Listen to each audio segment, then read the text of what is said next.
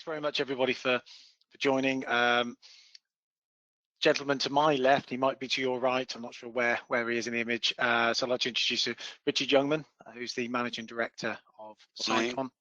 My name's Steve Gemmer. I'm the Sales Manager here. So between us, we're going to be delivering the presentation. I'm actually going to turn my camera off just for a second so I can show the slides, and then we'll run through the agenda. And I will do the same. Perfect. Which I think just makes the presentation a little easier for you guys to see. Yes. So if I click just on there, hopefully, Richard, can you see the slide change? Yeah. It's perfect. So yeah, just in terms of an agenda today, it's a bit of a packed one. So there's going to be some PowerPoint, as there always is, just to set the scene. But actually, about halfway down, you'll see there's a product overview. We're going to do a live demonstration, which is always a risky business, but we're going to do that just to show you just some of the elements, what it looks like, how it feels as well, as we go through. So we'll start off, with Sage 200 as your ERP solutions there. Talk a bit about the manufacturing modules and the type of areas that we cover, into the product overview, and then we'll finish off with the commercials. And actually, it's an interesting one, Richard, wasn't it? We've saved who was Sicon to the end. Yeah, and we thought we'd just mix it up a bit. Normally people start with that, but we'll we'll explain who we are a little bit more towards the end, just for a change. Yeah, why not? So I suppose, yeah, just to start, it's just a little illustration. So probably a lot of you, this is the setup at the moment. You might have other sort of add-ons in there, but Sage 200 is the core with your financials and commercials, with Sage Manufacturing and Sage BOM. And then potentially project accounting, but we've left that slightly disconnected because it is project accounting. It's slightly disconnected, isn't it? Yeah, I think it's sort of being joined up in terms of the manufacturing software. There's always been this slight sort of disconnect between the two of them. So you'll see from the next slide that Steve's got. The part of what we're going to be explaining today is that we've also got a projects module, but that ties in fully with our manufacturing. So if you're running a wider project where you want to capture other costs, whether that's installation, transport, third-party people that are billing you for certain parts of the project, they can be captured separately, and you can manage those projects separately as part of the whole the manufacturing process within it. Yeah, and I think what we wanted to illustrate there is it's more integrated, isn't it? Than you are at the moment. Very much.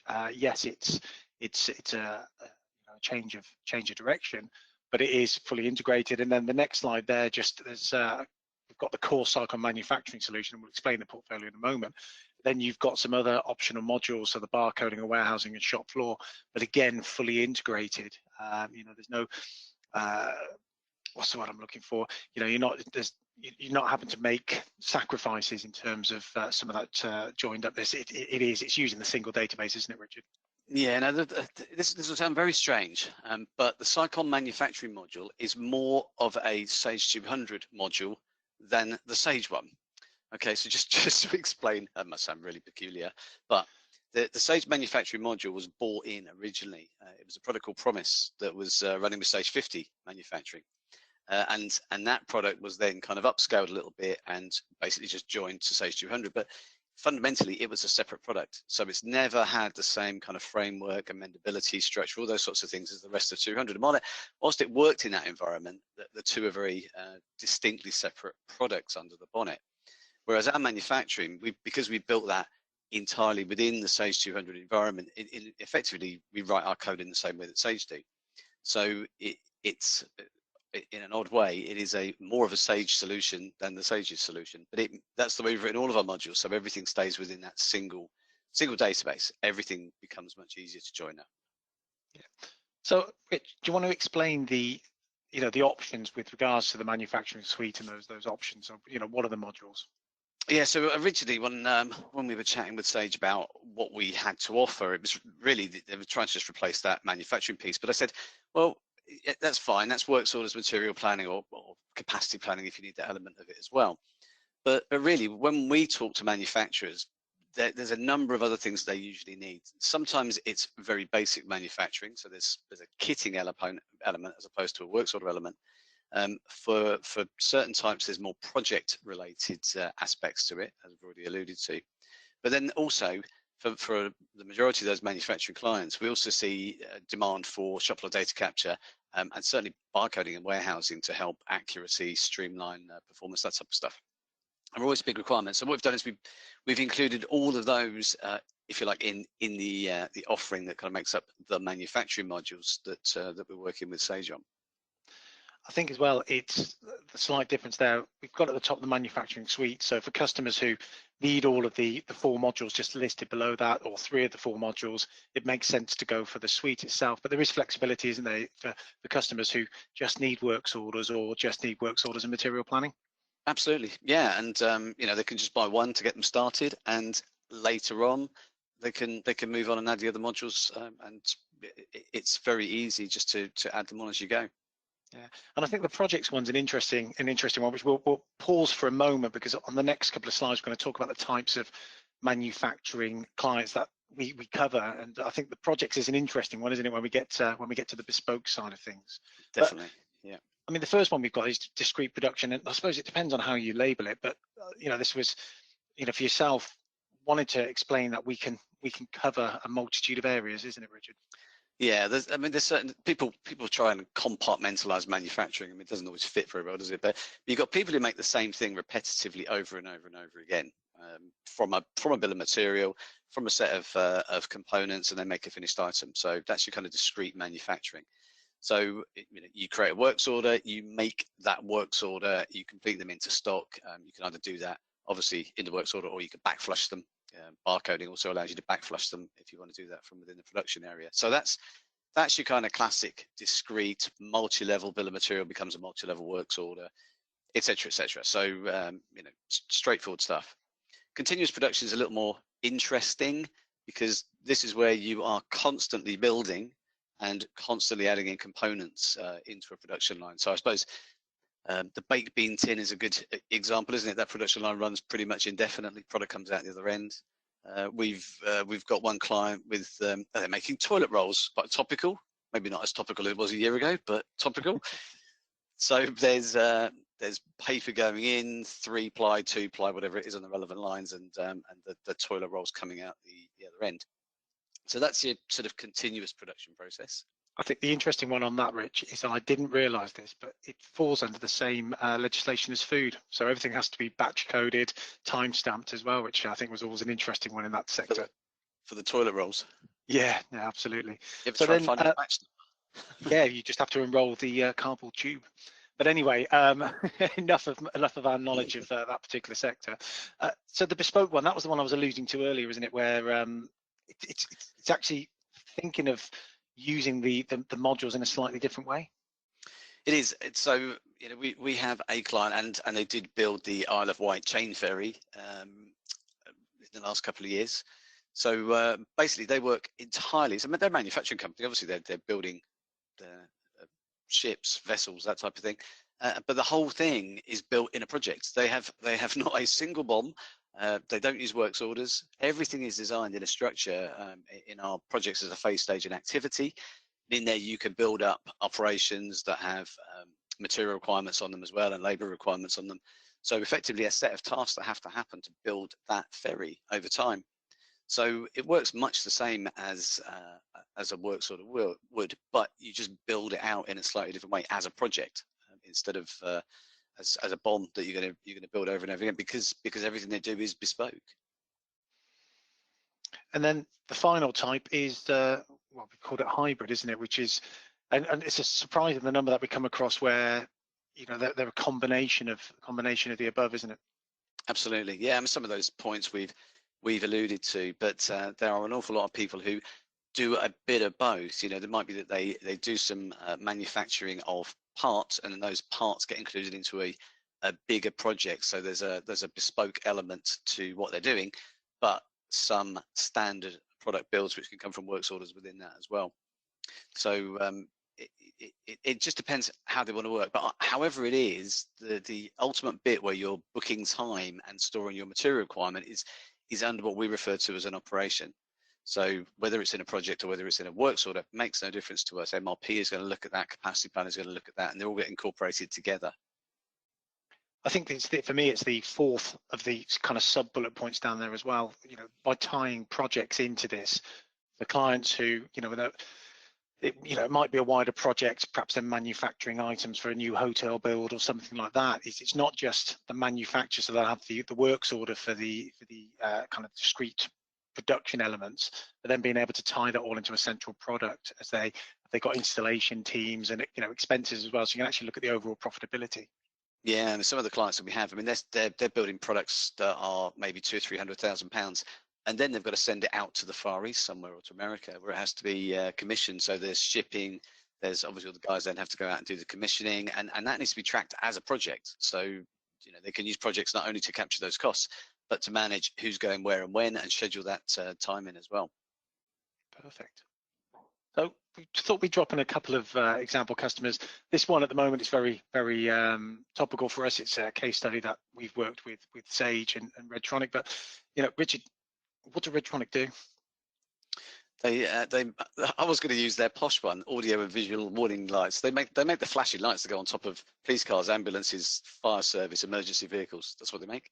Really nice bunch. I'm actually talking to them later on today. We've just done an upgrade for them. We're going to go through some new bits and pieces with them. But the one standout from Steve, that's Steve on the picture there. The one standout for him, and we talked about this on another similar webinar a while ago, is he said their lead time was 5 to 6 weeks out. And that was a hopeful lead time for any new orders coming in. And he had openly said, and I'm sure he would say it again if we had him here now, they've got their lead time down to about 5 days guaranteed. Quite often it's less than that. And he puts that down entirely to our MRP and the way we manage the stock in the system. Visibility of works orders is always a big thing as well, to see exactly what's going on and where. So not only is he a lovely man for saying nice things about us, he genuinely has made excellent use of our products in the business. He's expanded that out. He's put in service, he's put in CRM, he's put in barcoding, the whole lot. Doesn't seem to stop. Agriline is another one. They're big distributor of tractor parts, as it says on the on their logo. But they also manufacture engines and rebuild engines as well, and do repairs on engines. So they've got a fairly big manufacturing section to the business as well. So again, really nice organisation. We started off life with them with barcoding. They do sort of 800 parcels a day. In a seminar with them tomorrow on another session, just talking about how they managed to do a 40% increase in growth last year. And some of the points that came out of that were around, particularly about the barcoding use to speed things up, and visibility and dashboards and all sorts of bits and pieces that we've helped them with. And then we thought we'd just drop in the last one again, just some of the sectors.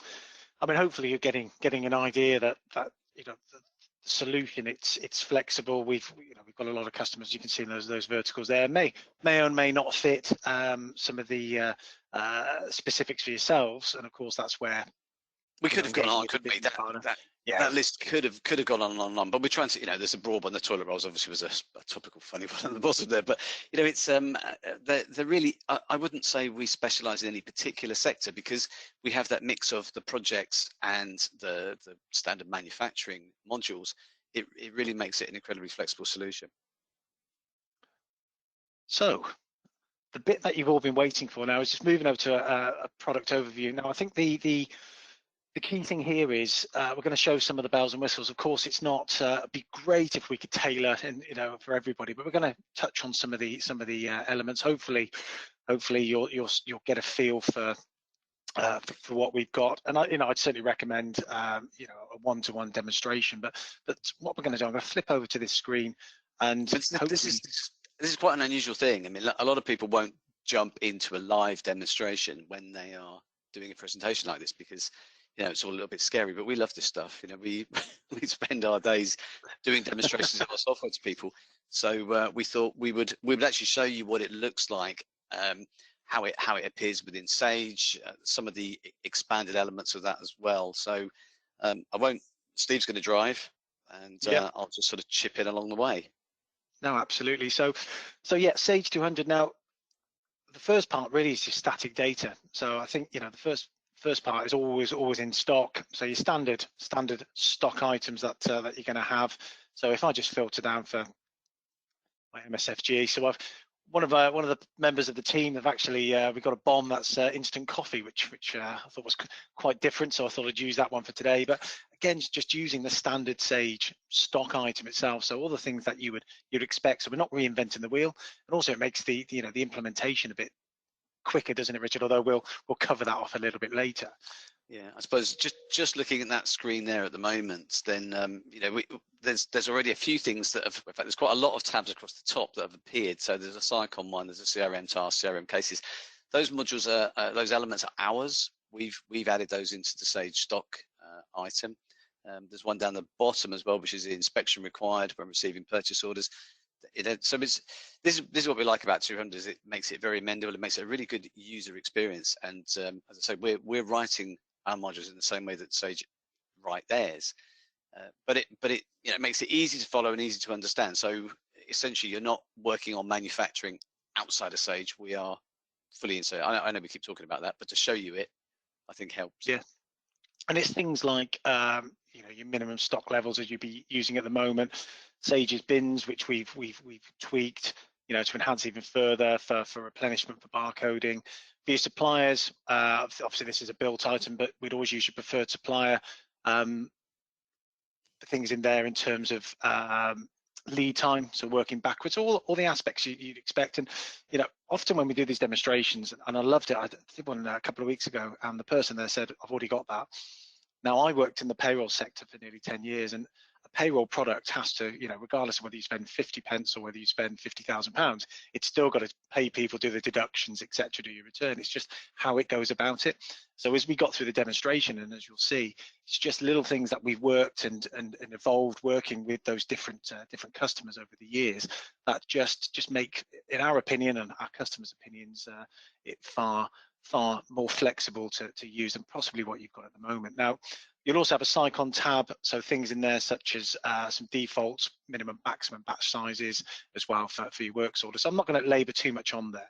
So if we come then into your bill of materials, so we use Sage's bill of materials, and I think the idea was we could have written our own, but it's pretty good for what we need to do, isn't it? Sage bill of materials is really a perfectly adequate module. In fact, it's more than adequate. It's a good module. It does full version control. Its cost roll-ups are good. We've enhanced it now in certain places. So within the operations, we've done some extensions in there.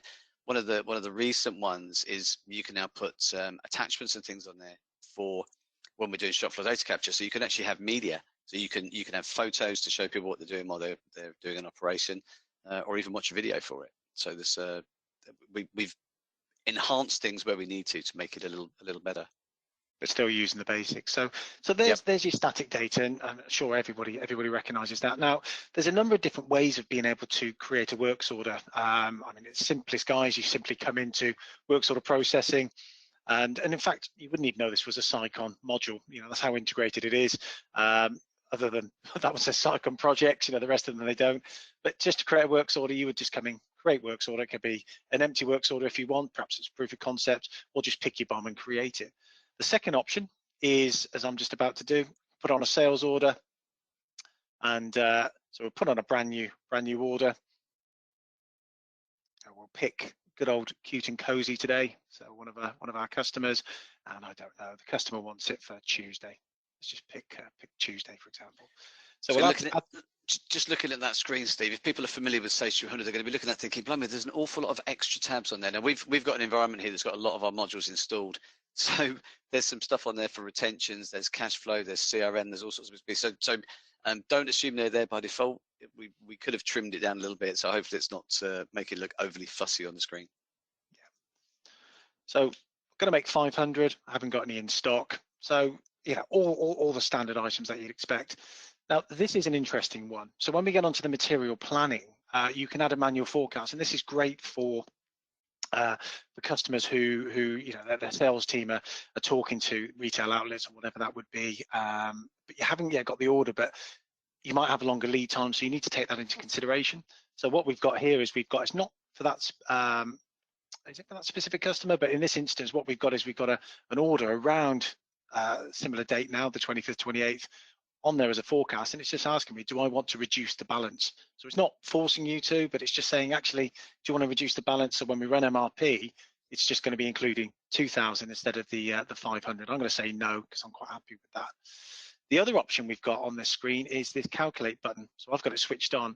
So what that's doing is that's looking at all of the components inside of the sub-assemblies, and essentially kind of exploding it in the background, analyzing the stock items and just saying, have we got enough stock coverage to be able to make this? Or if we haven't got enough stock, based on the lead times, you know, if we order, I think I've got a couple of items in there which are same day delivery, then yeah, you could make it today if you want to. So we haven't got any problems with that.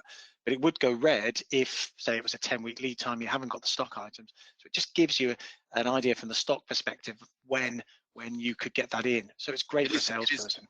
It is really helpful. Yeah, someone putting a sales order or a quote, someone's trying to work out, well, when can I actually make it? So it will on very complex bill of materials, it effectively explodes it out on the fly, all the sub-assemblies, does a quick analysis of all of the components that are required, checks what's in stock at that particular point in time when it's required, to then tell you, you know, when you can next make it. Yes, no, absolutely. Now, so I'm just getting a pen so I can write this one down so I can easily find it. So 5139 is our sales order. Now, I want you to focus on that because that's quite important. So one of the first options we got is a workflow. So the system's telling us here that we haven't got any stock, so we need to make a works order. And because I've got the project integration, it's saying, do you want to create a job or a project? So I'm going to say yes. Now, again, these are options. I've got it set up just for demonstration, so it pops up. So we've got some options here. So for the sub-assembly, if we had stock, we could just say we're going to use some from stock. If we've got an existing sub-assembly on there, which is going to be adding some in stock, or any purchase orders if we're buying in. So at this stage, I need to create the sub-assembly. So that's absolutely fine. And what the system's now going off and doing is that's now generated a works order and a project. So actually, what does that look like in reality? So if I go back into my sales order, Richard mentioned the tabs just across the top. One of those, which I'll have, would be the works orders. So again, it's giving visibility to your sales team. But if you look at the numbering, we actually number the works order the same as the sales order, and then 001 because it's line number 1. But actually from the status, so as we allocate, as we issue, as we book, from the sales perspective, we can see that. We've also got the manual areas, so you can set up different routing areas and update those. So again, yeah, it helps the salespeople. Yeah, it deals with that inquiry, doesn't it? Because you can see, yes, it's fully allocated, or yes, it's, you know, it's now being fully issued. So it's now then tracking that through production. And if you've got the areas set up accordingly, as the operations get completed, the areas progress. So people can very easily see where that is and give an update. Now, the other way of creating works orders, so we've got some customers where they don't want the salespeople in control of generating those. So you've actually got this particular screen as well. So production can pick a date range. Here's a list of the sales orders where we need to manufacture something, and I can simply tick and then create selected works orders that way as well. So it's just another way of controlling it. And the final, which we'll see later, is when we run material planning, then we can do it that way. So let's just have a quick look at our list of works orders. So if I come into the process works order screen, again, it's just giving me a date range 1 month back, 1 month forward. So just in case anything's overdue. And there's a list of those items in there, the generated date and when we should start it. So again, we always work backwards from when the customer requires it. But this, I think, is always quite nice. So there's the one that I just generated, but we give you a visual. There's the sub-assembly, so you can see the status of the sub-assembly within there and the details. And I think, again, it's just that nice visibility from that perspective.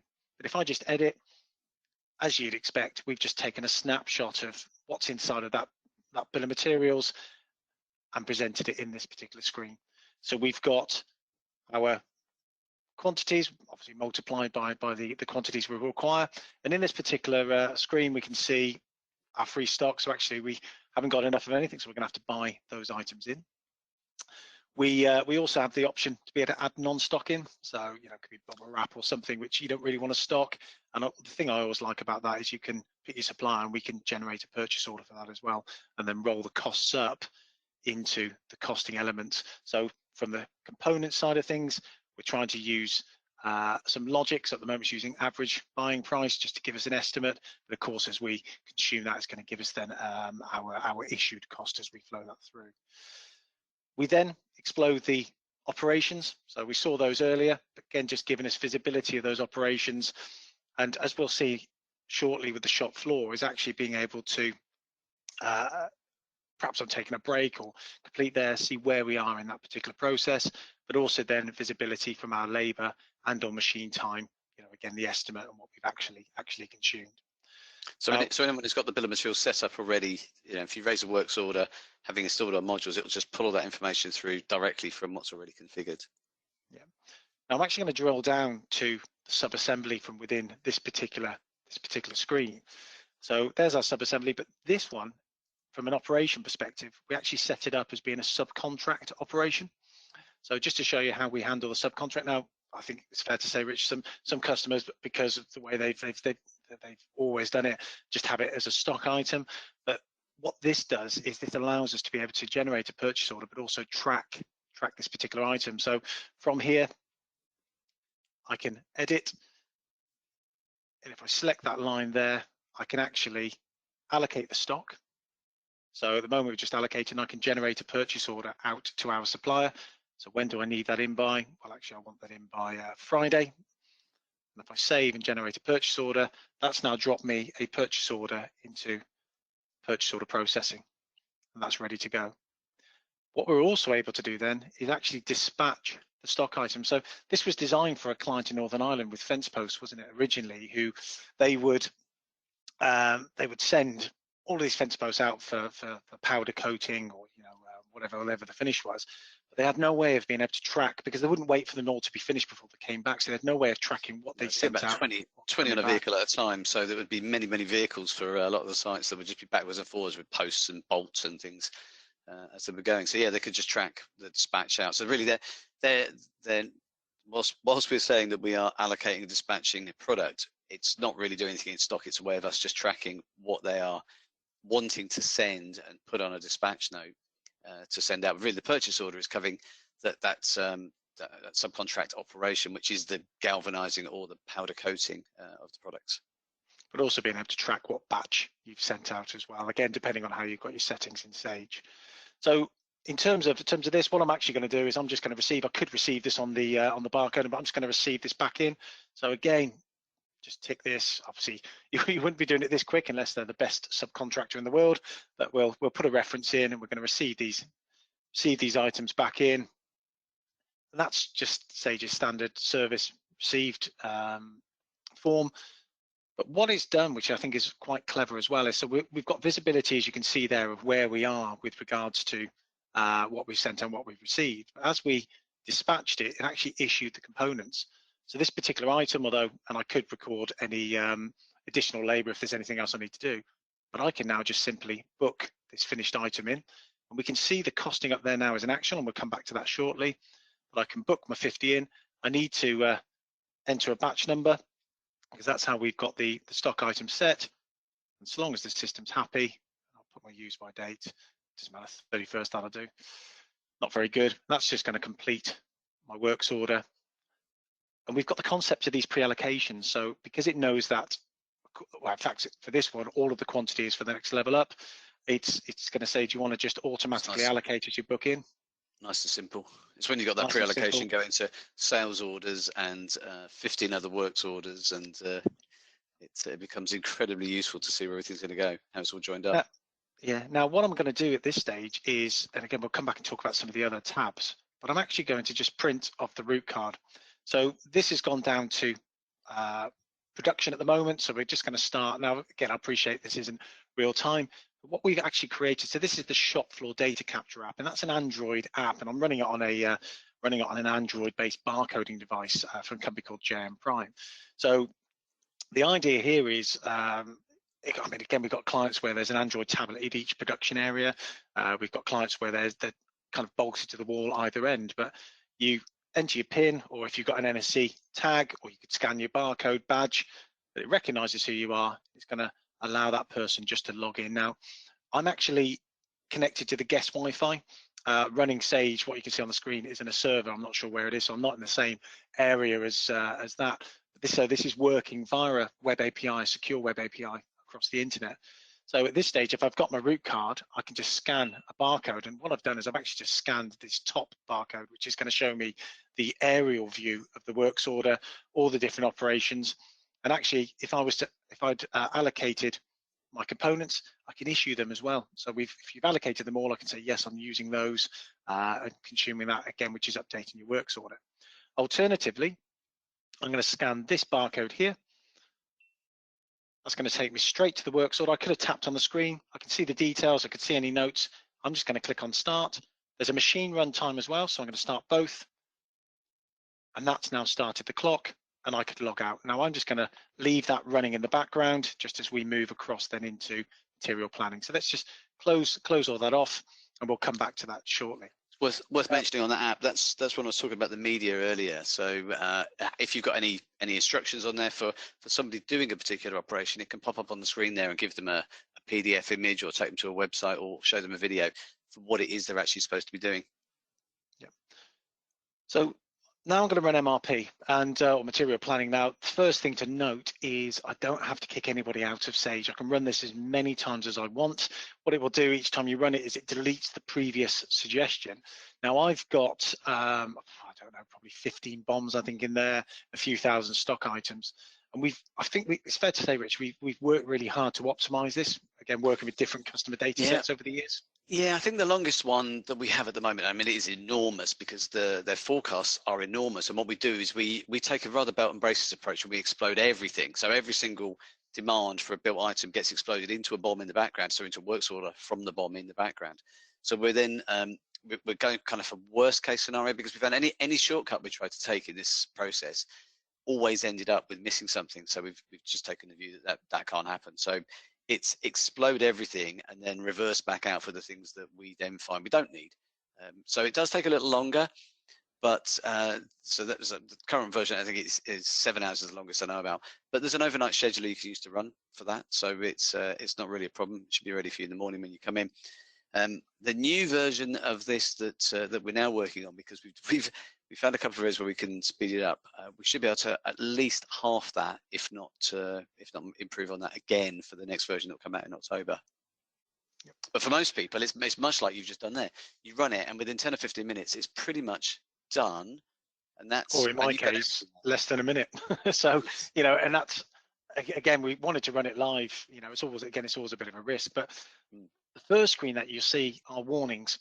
And so what we can see, for example, this works order's overdue. So that should have actually been completed yesterday. We've got a works order may not be built in time. Purchase orders overdue. So it's just presenting that information, even down to suggested purchase orders or even suggested works orders may not be arrive in time or may not be built in time. And what you can do is you can actually double click on these screens, and it opens up our future stock movements, so giving you clear visibility of your opening free stock. So we ignore anything that's allocated, because we're only interested in, you've already ring fenced that, we're only interested in the opening free stock, and it's always going to be looking to get you back to that minimum level. So in this case, we make to order, or we buy to order for this particular item. But minimum or maximum. Minimum or maximum. So yeah, you got a number of options in there. Some of you might be working on reorder levels as your trigger points. Again, you can use that as the trigger point. So you can top up to the maximum, and at the point of the reorder, you can generate the demand, so you're not constantly trying to keep it at a minimum level. So several ways that you can work. But that screen, the idea with that screen is a running balance of everything that is still going to happen. As it says, future stock movements. It's not history. This is all things that are outstanding. So works orders that still need to be built, whether they're coming in, they'll show us demand coming into here, and where it's a component like this and it's going out, you can see the in and outs on there, and the running balance is based on the date when those transactions happen. Obviously, we try our very hardest to stop it ever going negative. That's where we're generating the suggested purchase orders. Yep. So if I just close that, we can go through some of the other tabs. I particularly like this one, so just giving you visibility of any traceability. If that changes to red, if it's overdue. But then we've got the suggested works order tab, so we can see a couple of the suggestions here. And if we scroll to the right-hand side, we can see the reasons why. So I just double-click, again opens up that future stock movements. Part of that, there's my manual sales forecast that I added in earlier. which we talked about. And again, we can start to see the demand for sales orders for what it would need to create. And it's always about visibility. I mean, there, Steve, do you want to just drill down onto the sales order, for example? So the whole purpose of this future stock movements is to answer that question of, if it gives you a suggestion that says you need to buy this or you need to make this, then really you need to understand why.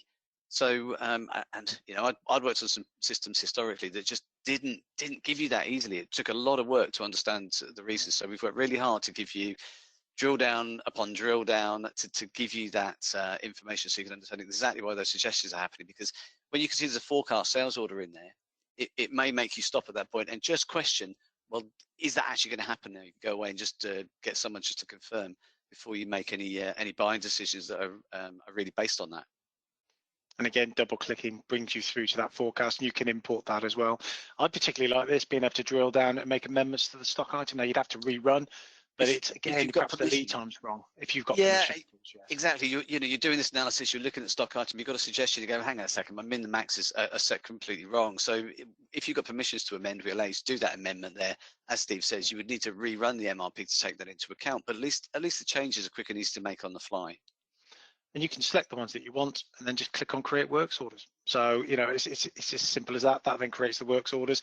What we've also got then are the suggested purchase orders to buy them into stock, but based on the sales order fulfillment. So perhaps for customers who also distribute anything where you're on the sales order, you fulfill direct from the supplier, we actually separate those out as well. So just to give you that visibility. So from here, we can see the stock items. Now, this for me is always the key column here. So when should we place the PO based on the lead time and therefore the requested date to get these items in just in time? So for example, with this one, it's a 90-day lead time. So the system's saying, look, place it today because we need it in, one would assume, for the 22nd of September. Try to get it the day before. So we also show all the stock item details, the quantity, which you can override as well, which warehouse. Again, I like things like this, being able to pick an alternate supplier. So there might be somebody that you wouldn't normally purchase from, but it's an emergency. So being able to select them, using the currencies that you've got set up, some logic to try and work out the buying price. So if you've got list price, it would use that. If not, there's an open PO, it would use that price down to your average prices as well. And then again, you've got your reasons. So, you know, just double click. Just without having to drill in, you hopefully get some visibility around what that is without having to open it up every time. An example so here, it might just be for minimum stock. Yeah, and then we can see some usage. So the system's suggesting we order 2 to bring us back to that minimum. Now what I can do is, for the ones that I want to order today, I'm just going to select those ones there, click on create purchase orders, and it brings us to this summary screen. Now, where they're from the same supplier for the same delivery address, it will group them onto the same PO, but I can select all. Now I'm actually going to leave that unchecked for a moment. So I've got pre-allocation switched on, but I could accept them. But if I click on create, what it's now doing is say, okay, there's 350 that it's ordering, but we need 50.1 for these works orders. So when I click on save there, it's going to say, actually, the rest of it's going to go into free stock. So of course you would just accept that. But again, it's just showing you behind the scene, we're pre-allocating. So as we get receive, it's just going to automatically allocate those orders. So I'll just go through the last couple. Normally you'd have that automated once you're happy with that kind of good. And the pre-allocation is an interesting one. Some people like to have that absolute firm pre-allocation between a purchase order and a works order, and it's fixed and it's ring fenced. So you book it in, it's allocated to the works order, and we're done. Other people where there's more, I don't know, let's call it dynamic requirements around the stock. It might be that, okay, we need to just order enough, but by the time that stock comes in, our works order landscape might look a little different and our allocation requirement might be a bit different. So MRP will always order enough, and then at the point when it comes in, you decide what you're going to allocate it to. So you can work in both ways. Yeah. So the key bit here is actually, if we have a look now, there's our purchase orders sat there ready to be received. Now, I will go into capacity planning shortly, but I'm just going to actually jump across to barcoding just whilst I'm here. So again, I'm using the same device. What we have is it's an Android app that connects to Sage via our web API. There's a lot of other settings which we won't go through, but the idea is, as I said earlier, I'm doing this over our Wi-Fi, and there's the 2 POs at the bottom. So I've not had to synchronize; they've just instantly arrived. Now, in terms of the items on there, we can see there's some pre-allocations just by this particular icon here. And if I click on that, we can see those pre-allocations on there.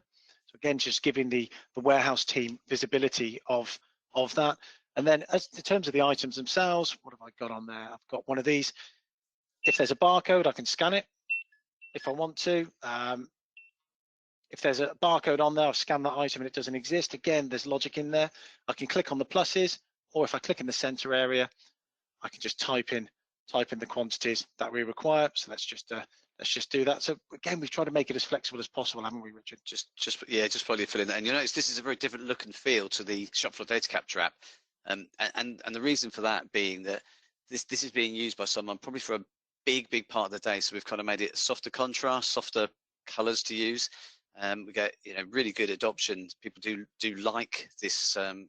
Rather than having it as a white screen that's bright all the time. So we flipped it around. With shop floor data capture, you tend to be up there, do a process, go away and leave it alone again. You're back to it just to complete something, and then you're off it again. So it looks different deliberately, I suppose is what I'm trying to say. And the key bit there is, as Richard was talking, that's fully updated, and you can see received by Steve, who I've logged in terms of that. So it's just the key benefit here is your information is live straight away. Now I'm just going to go back quickly, receive the other one, and then so let's receive that 350. Now with this particular item, because it's batch numbered, I can I think I've got a batch. Yeah, I've got an example batch code, so I can scan if there's a batch code there, so I can add that in. And is it one batch or is it a single batch of 350? And what's the use by date? So let's just what should we do in there? That's 18th of the 7th, 22. That'll do. So I can just enter the date. Now there is also this option ties into the Sicon documents where you could take photographs and it would store that as a document against the capturing the delivery note. Yeah. So when the invoice comes to be processed, you can actually see. Not only has it been received, but you can see the delivery note if there's any queries on it as well. So again, that's just an example there with the barcoding. Now, if we just quickly jump back, because I'm obviously conscious of time, a lot to show you guys, but last thing from a capacity planning perspective is just giving you visibility of what information we've got. So we've got a couple of different views. So based on your labor availability, machine availability at a top level, what have you got booked in, your demand? So, are you over capacity or under capacity? This is the rough cut view, isn't it? Sorry to cut over this. So what we're trying to do is to go right overall. Are you okay in terms of labour, in terms of machines, or are there some issues that you need to be aware of? So you can build in available hours for your labour teams, labour resources, and your machine resources. And then as the works orders are in there and the suggested works orders start to build up, it starts to fill up that capacity. Yeah, you can actually even go into the operations themselves, and you can then assign them to an individual. So if I go down to, I think Steve Mance is my main man today. We should see something in there for Steve. Or did I not schedule it? I must have completed it, but you would see what you've scheduled in for the individuals if necessary. You've also then for these different views, ones such as, just sometimes for customers, it's just the old-fashioned list view.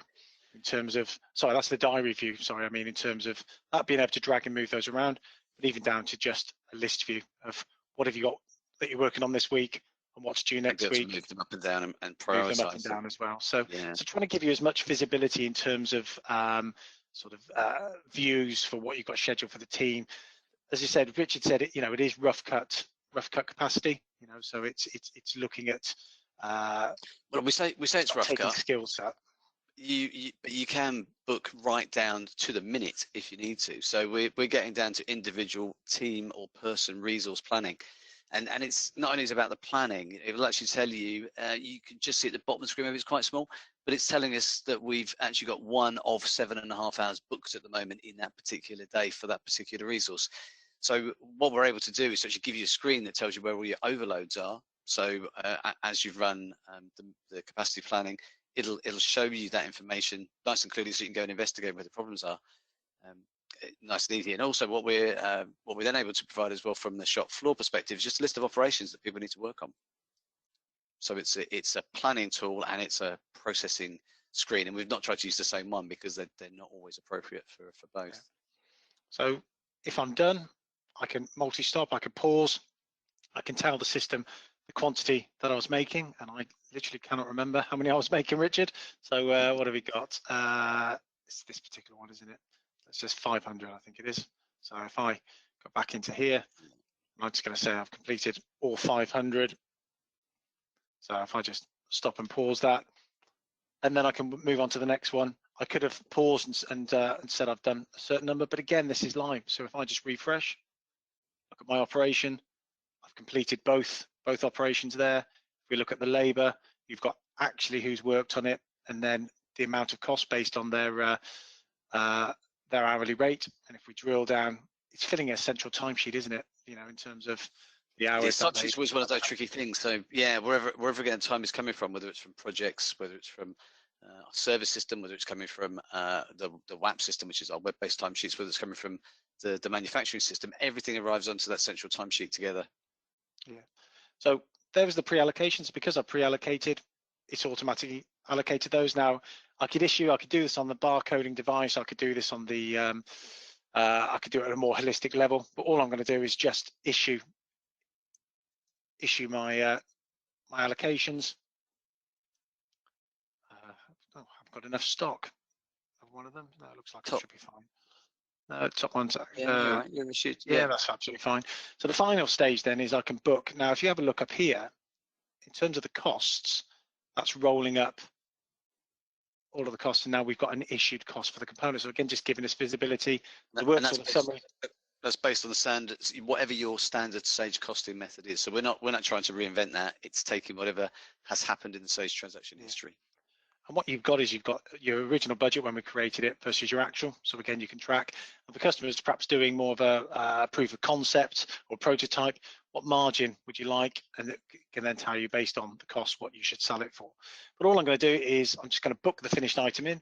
We can track scrap both on a component level, but also a finished goods item area as well. Pick where we're going to book that into. We've got auto batch numbering selected, so that's automatically dropped that in for us. So if I just save, don't want to continue with the booking. Because I've got pre-allocations, that's now pre-allocated to our sales order. We can see the bookings. And I think what's quite nice here, Richard, is you can undo this process, can't you, up to a certain point? You can, obviously, until the stock disappears. But yeah, you can, if there's a mistake for some reason, you can undo it, you can unissue it, you can allocate it, you can change some components, you can then redo the whole thing all over again. So it's pretty flexible. So, and then if I have a quick look, that's now ready for dispatch. I haven't got to do anything because I've got the way my system's set up from a barcoding perspective. I've got a flag to say if it's fully allocated, just release it to the handheld. So that then comes out to the handheld, and we've got 5139. 5139, the one at the bottom. I could have searched for it, I could have filtered. So straight away on the handheld, we've got what items we have. It's automatically picked it for me, and I can then just dispatch. Just confirming it. Yeah. Confirm that. Oh, I've got to enter the correct quantities. Let's do 500 there. Got to pick the right batch. So again, think about this: you're scanning, but just make sure you're picking the right number of elements in there. Click OK. System's happy with that. That might seem a little long-winded, but obviously when you're running batches, a lot of people have mixed batches of items going out. So it's important just to confirm those details. Now, you can switch on pallets. You can switch on more advanced boxes. I can enter different lengths. Yeah, some couriers require more information for the courier labels, which you can also produce from the system as well. And then the final bit, if I just refresh, that's now updated Sage, and that's ready for us to invoice. So again, not in the same vicinity. I'm doing this across the guest Wi-Fi. And then the final piece, and there's so much more we could go through. If I come back into my projects list, now I've not touched anything from a projects perspective because I didn't need to. But yeah, if we go 5139 somewhere. There it is at the top there. There's my, so if I look at the project inquiry, what we've ended up with is, now again, it's all down to settings depending on how it's going to present that information. But from a project perspective, because I created a project when I created the works order from the sales order, if I go to the revenues, there's my income from the system, and when I invoice, you've got the drill down as you saw there. If we go to stock, we can then see the cost of sale for those particular items. And then if we're looking for overall margin, because I've not yet done all the invoicing, that'll flush through.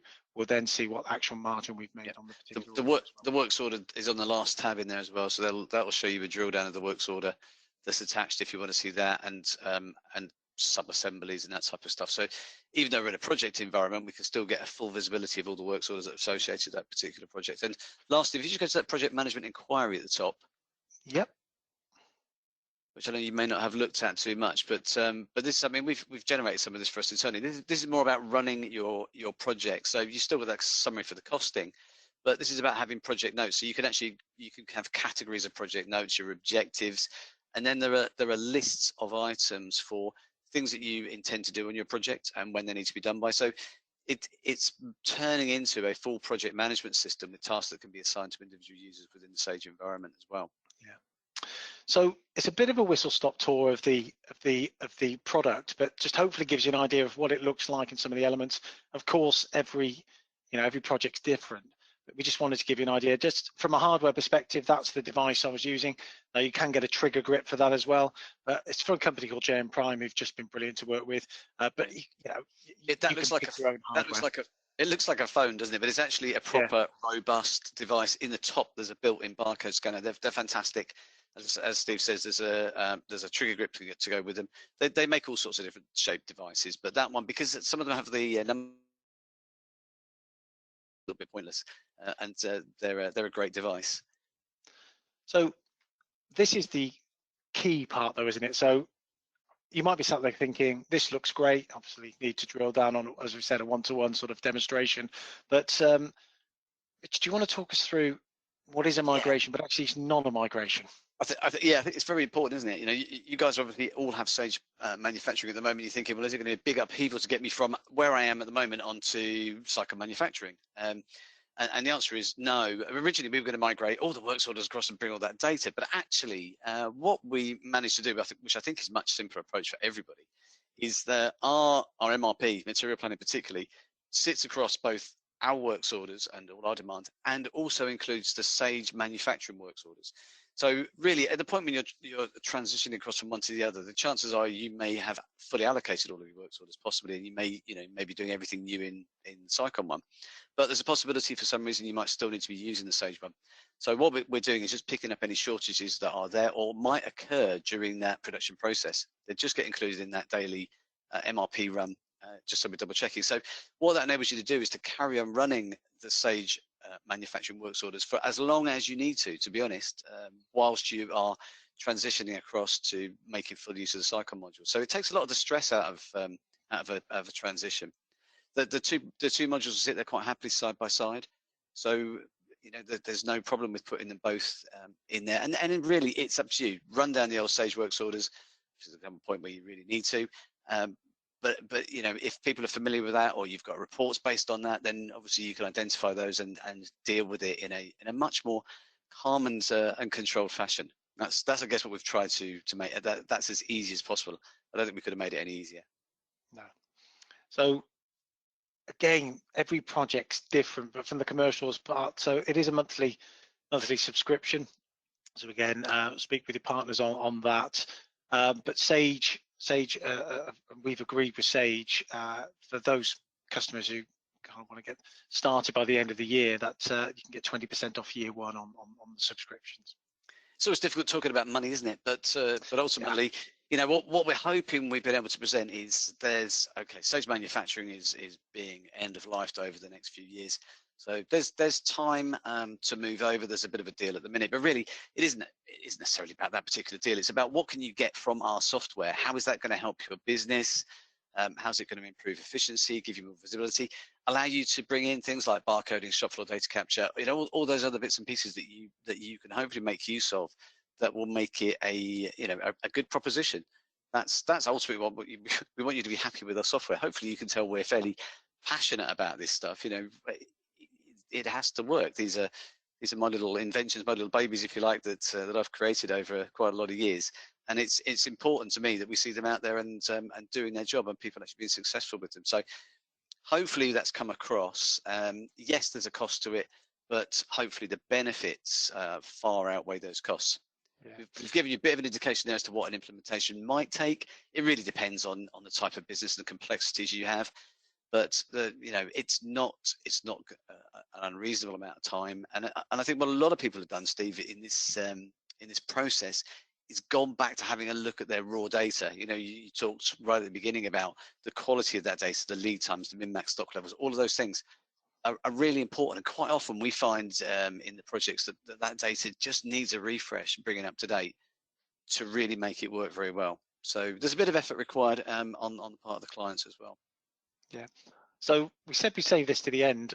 So Richard, who are Sicon? Who are Sicon? Well, we are a business systems software developer based in Bury St Edmunds in Suffolk, a lovely little place in case anybody hasn't been here.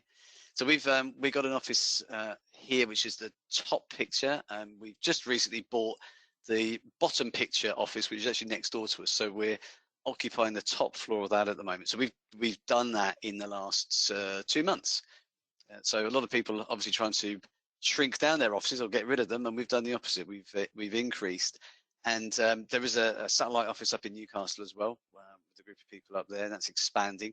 So we're now just over 60 people, but 20 of those people have actually joined us, pretty much 20 of them, in the last year since all the COVID stuff and lockdown happened. So that's kind of interesting.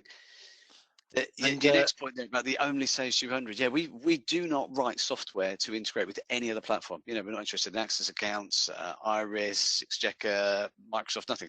We are entirely Sage focused.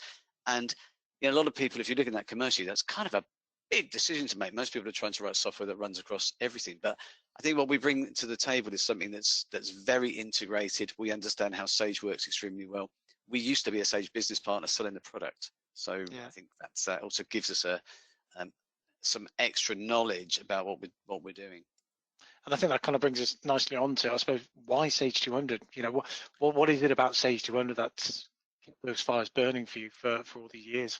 It's funny, isn't it? Sage 200 has almost been, well, I wouldn't say ignored a little bit by Sage, but it's sort of sat there, but ultimately it is the best product we think in their whole portfolio, because it's a desktop product at the moment. Fair enough. It's going web. If anyone didn't know it, if you look at the Sage 200 standard, it's already got web forms in it, and they are going to come into the desktop version, the on-premise version that you guys have over the next couple of years. It's Microsoft SQL based. Now that does mean that really there is no limit to the data. If things are running slow, then generally it's a coding problem. Right? There are some things that just take a long time to process, but really SQL Server is going to give it a platform that makes it incredibly scalable. We've talked about the amendability. You've seen all the fields that we have and the tabs that we have and the modules that we built.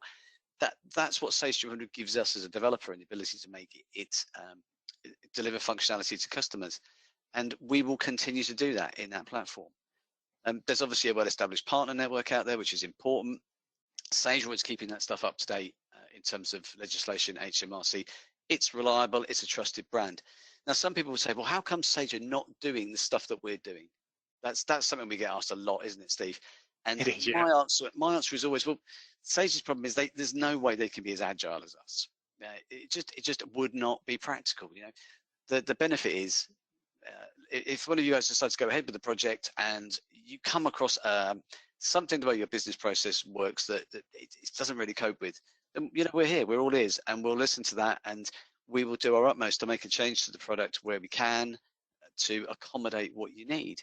And Sage, it's like a big oil tanker, isn't it? It takes a long time to go off a different course, and they don't really do those verticals particularly well. Because there's a lot of knowledge. We live and breathe manufacturing, have done for many years.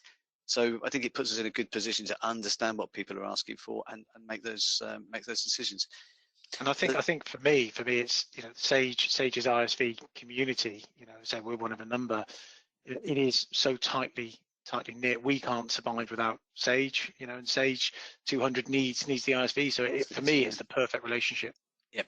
Now the last point on that, is it cloud? It's worth covering, isn't it? Because we're telling these guys on the call that we're going to have to they have to move across onto another manufacturing platform, and some of them are going to go, well, while I'm doing that, I'm going to have a look. There's other products out there, and Sage 200 isn't a cloud product.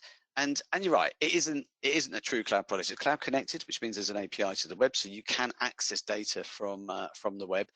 With the web forms coming, you will be able to take your servers or have them hosted somewhere else, and it becomes as good a cloud platform as anything. And it's actually, when you look at some of the other products on the market, typically Sage 200 Standard is a true cloud product. It sits in this environment, it's multi-tenanted, it's upgraded by the vendor, etc., etc. The important difference is with you look at other clients, when you outgrow that, when you need bespoke, when you need access to your data, when you need customization, what typically happens with any other vendor is you end up on your own server, funnily enough. So it's almost like everyone who's in our Sage 200 community has already outgrown the bog standard generic products. Some of you would have moved from Sage 50 to Sage 200, and because you want that flexible, more powerful environment. So I think it's an interesting point that the competitors will obviously go on about a lot, but as far as I'm concerned, it makes no difference. It's still a very good platform. It's easy to access from the web with the right configuration. And then, yeah, I brought this slide up slightly early, but I think it does tie in quite nicely. There is, it's that ecosystem. Obviously we focused on the core manufacturing, but again, Sage 200 really does start to become your ERP. Again, we've listed some of the other add-ons, which again tie in fully integrated into that. So it's with these sort of products, or projects, which really you're looking at, it's about that bigger picture. In Sage 200, I think with the growth and the what Sage have put into it over the last few years, the ISV community and the portfolio of products, especially from us, obviously that's what we're going to focus on. Really does help offer that value product. Now I'm conscious of time, Rich, and I'm just wondering, Maria, are there any questions? There are, but we're at the top of the hour now, so I think what we'll do is respond to them on email. So we'll there'll be a link to the recording sent out this afternoon, and then we'll address any of the questions directly on email. Perfect. Well, sorry for everybody. Hopefully that was interesting. As I said, we sometimes get a little carried away and a little overly passionate about these things, but we've given you a live demonstration of what the product looks like, how that works. Hopefully that's really helpful, especially with some of the app interfaces in there as well. So yeah, thanks very, very much for your time. Thanks for attending, and we'll get back to you with the answers on the questions. Perfect. So thanks very much, everybody. And I think, Richard, it's politically correct these days to say stay safe. Indeed. Thanks again. Bye for now. Thank you. Bye.